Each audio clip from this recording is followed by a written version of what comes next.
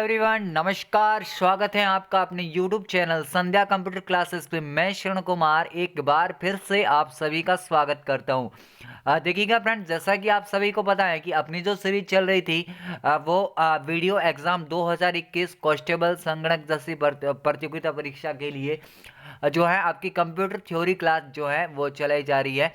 उसमें अपन ने सबसे पहले कंप्यूटर का बेसिक तो पढ़ लिया है। कल किसी कारणवश आपकी क्लास नहीं हो पाई थी। आज की जो क्लास है मैं अभी लेके आया हूँ। ये जो क्लास रहने वाली है कंप्यूटर की पीढ़ियों के बारे में रहने वाली है। यानी कि कब से 1942 से लेके अब तक जो कंप्यूटर के अंदर जो भी हुआ है ना, वो सारी के सारी जो प्रोसेस है इस वीडियो के अंदर अपन डिटेल में पढ़ेंगे। यहाँ से हर एक एग्जाम में 1 से 2 क्वेश्चन बनने की संभावना पूरी की पूरी रहती है। तो मेरे फ्रेंड्स, अभी तक अब भी आप अगर इस चैनल पे नए हैं तो चैनल को सब्सक्राइब, वीडियो को ज़्यादा से ज़्यादा लाइक और शेयर जरूर कीजिएगा। ताकि क्या होता है कि जितने भी स्टूडेंट हैं अगर इस कंप्यूटर एग्जाम से जुड़े हुए हैं, जो वीडियो का एग्जाम देने जा रहे हैं, उन सभी तक ये वीडियो पहुंचे और कंप्यूटर सब्जेक्ट में कम से कम वो पूरे में से पूरे मार्क्स लेके आए। तो यही मिशन है इस बार संध्या कंप्यूटर की टीम का कि आपको है जो वीडियो एग्जाम और कांस्टेबल जैसे एग्जाम में कंप्यूटर में, मेरे फ्रेंड्स गारंटी के साथ बोलता हूं कि यहाँ से जो भी क्वेश्चन आपको करवाए जाएंगे आपको बिल्कुल एग्जाम में काफ़ी हेल्प करेंगे। देखिएगा, ज़्यादा आपका टाइम ना लेते हुए जो सेशन से जुड़ रहे हैं उन सभी का एक बार फिर से स्वागत मेरे फ्रेंड्स। देखिएगा, सबसे पहला क्वेश्चन आप अपने सामने है कि कंप्यूटर की पीढ़ियाँ, है ना। अब यहाँ से जैसे क्वेश्चन बनेंगे वो सारी डिटेल में आपको बताऊंगा। देखिएगा, सबसे पहला आपने सामने लिखा है कि कंप्यूटर की पीढ़ियाँ, और यहाँ से जो आपका है कंप्यूटर की जो पीढ़ी है, पहली पीढ़ी की जो शुरुआत अपन बोल सकते हैं कि 45 से 55 तक के बीच में है। यानी कि 1945 से लगा के 1955 के बीच में कंप्यूटर की पहली पीढ़ी आप बोल सकते हैं। उसके बाद में देखिएगा कि इस पीढ़ी के कंप्यूटर में वैक्यूम ट्यूब का प्रयोग किया गया था। ये क्वेश्चन काफ़ी इंपॉर्टेंट है। अगर आपसे पूछा जाता है कि प्रथम पीढ़ी के कंप्यूटर में किस कंपोनेंट का यूज किया गया, तो आप क्या बोलेंगे? वैक्यूम ट्यूब और वाल्व्स बोलेंगे। क्या बोलेंगे? वैक्यूम ट्यूब और वाल्व्स। कई कई नाम आपको ये भी दिखने को मिलेगा कि वैक्यूम ट्यूब और वाल्व्स। उसके बाद में ये जो कंप्यूटर थे, कौन से पहले पीढ़ी वाले जो भी आपके कंप्यूटर थे, क्या थे? आकार में बड़े थे और इनके जो कार्य की जो क्षमता थी वो कैसे थी? धीमी थी। तो आप यहाँ से क्या क्या बोलोगे कि भाई पहले पीढ़ी के, आपको ये कार्यकाल मेरे फ्रेंड्स कोई नहीं पूछेगा कि पहले पीढ़ी का कार्यकाल कौन सा था, आपसे ऐसा कोई नहीं पूछेगा। समय काल वगैरह आपसे कोई नहीं पूछेगा। आपको सिंपल सा क्वेश्चन पूछेगा कि भाई जो पहली पीढ़ी के जितने भी कंप्यूटर थे उनका मुख्य कंपोनेंट क्या था, तो आप क्या बताओगे? वैक्यूम ट्यूब और बॉल्स था। उसके बाद में ये जो है बहुत धीमी गति करते थे और आकार में काफ़ी बड़े थे। इस पीढ़ी के जो कंप्यूटर हैं आपके कौन कौन से हैं? एनियक है, एडिसेक है, एडवेक है, यूनिवेक है। और यूनिवेक 1 2 आप बोल सकते हो। IBM 701 है, IBM 650 है, मार्क 2, मार्क 3, ये इन सभी का आप नाम ले सकते हैं। उसके बाद में जो सेकेंड आपका जो पॉइंट है वो कौन सा है? दूसरी पीढ़ी के कंप्यूटर 55 से 65 तक, है ना। यानी कि 1955 से लगा के 1965 तक का जो समय काल है वो कौन सा है?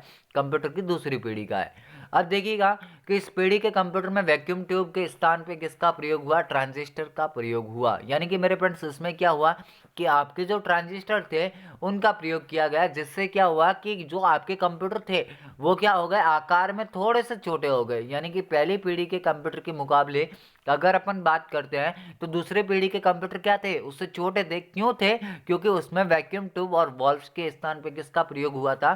ट्रांजिस्टर का प्रयोग हुआ था। तो यहाँ से आप बोल सकते हैं कि ये पॉइंट, कि आपसे अगर पूछा जाता है कि भाई दूसरी पीढ़ी का कंप्यूटर का मुख्य कंपोनेंट क्या था, तो आप क्या बोलोगे? ट्रांजिस्टर था। उसके बाद में नेक्स्ट पॉइंट, कि इस पीढ़ी के कंप्यूटर का आकार छोटे, गति तेज और अधिक विश्वसनीय होते थे, और उनकी जो लागत होती थी वो क्या होती थी? कम होती थी। यानी कि ये बातें मैंने बोल दी है। उसके बाद में यहाँ से जो आपका प्रमुख कंप्यूटर है वो कौन सा है? IBM 1401 है, और लोकप्रिय और बड़े पैमाने पे उत्पादित किया गया था।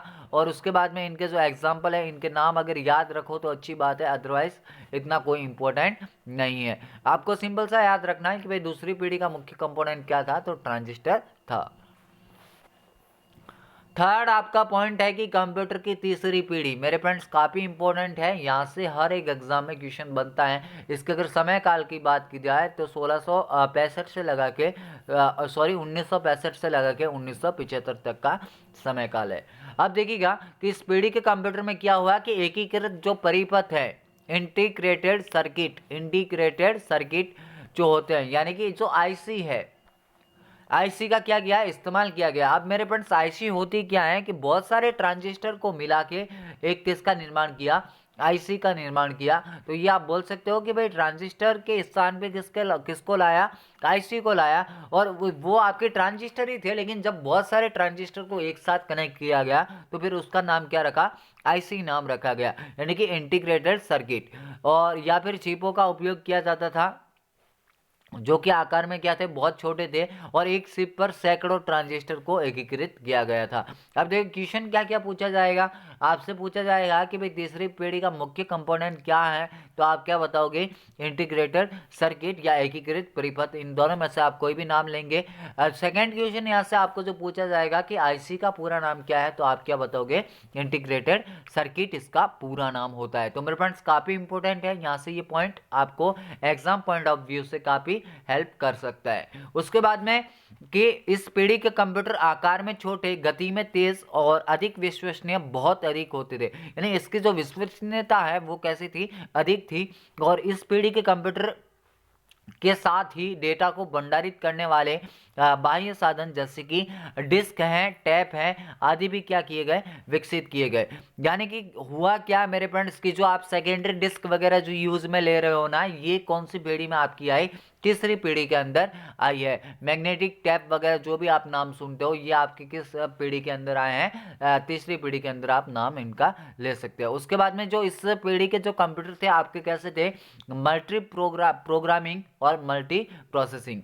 अब देखिएगा इस वर्ड को समझना कि मल्टी का मीन्स क्या होता है, दो से अधिक, है ना मेरे फ्रेंड्स। मल्टी का मीन्स क्या होता है, दो से अधिक, यानी कि इस प्रकार के कंप्यूटर में आप क्या कर सकते थे कि एक समय में एक से अधिक प्रोग्राम को यूज कर सकते थे, तो इसको अपन क्या बोलेंगे, मल्टी प्रोग्रामिंग, मल्टीटास्किंग आप नाम ले सकते हो। उसके बाद में जो आपके मल्टी प्रोसेसिंग है, यानी कि एक समय में अधिक से अधिक प्रोसेसर कर सकता था, यानी कि इसमें जो प्रोसेसर थे वो काफी अच्छी क्वालिटी के थे, और इसकी प्रोसेसिंग जो क्वालिटी थी काफी अच्छी थी बाकी पीढ़ी के मुकाबले। उसके बाद में कि इस पीढ़ी का जो मुख्य कंप्यूटर है IBM 360 और IBM 370, तो यहाँ से ये इनको अगर याद रखो तो अच्छी बात है।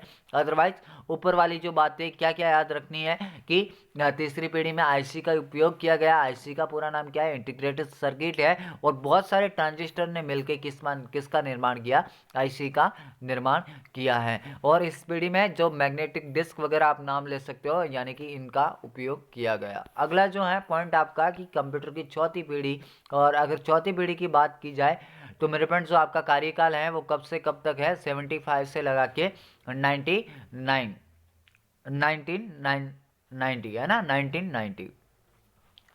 इसके बाद में देखिएगा कि इस पीढ़ी के कंप्यूटर में सिलिकॉन चिप पर कंप्यूटर के सभी एकीकृत परिपथों को लगाया गया, और उसके बाद में जिसे नाम क्या दिया गया, माइक्रो प्रोसेसर नाम दिया गया।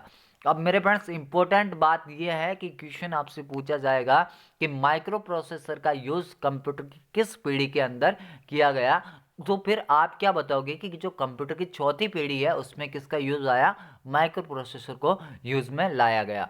उसके बाद में कि इन चिपों का प्रयोग करने वाले कंप्यूटर को क्या कहा गया, माइक्रो कंप्यूटर कहा गया।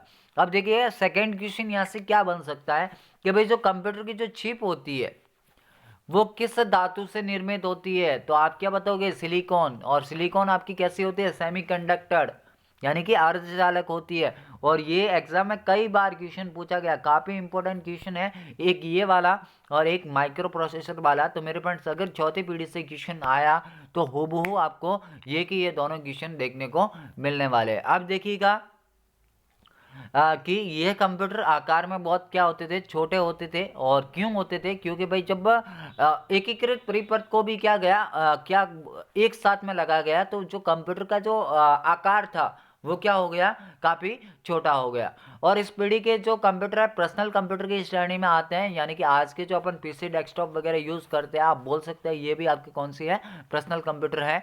और जिसमें जो आपका प्रोसेसर था वो कौन सा है, पेंटिनियम है। पेंटिनियम 1 से लगा के पेंटिनियम 4 तक आज का जो है अस्तित्व में आ चुका है। तो ये काफ़ी अच्छी बिंदु है जो आप सभी के लिए काफ़ी इंपॉर्टेंट हो सकता है। अब देखिए जो जनरेशन 5 है, जो आपकी 5वीं पीढ़ी 1990 से लगा के जो अब वर्तमान तक जो चल रही है, वो आपकी कौन सी है, कंप्यूटर की 5वीं जनरेशन है। और इस जनरेशन में अगर बात करें तो 1990 के बाद से अब तक ऐसे कंप्यूटर के निर्माण का प्रयास चल रहा है जिसमें कंप्यूटर की जो ऊंची क्षमताओं के साथ तर्क करने, निर्णय करने, सोचने की क्षमता भी हो।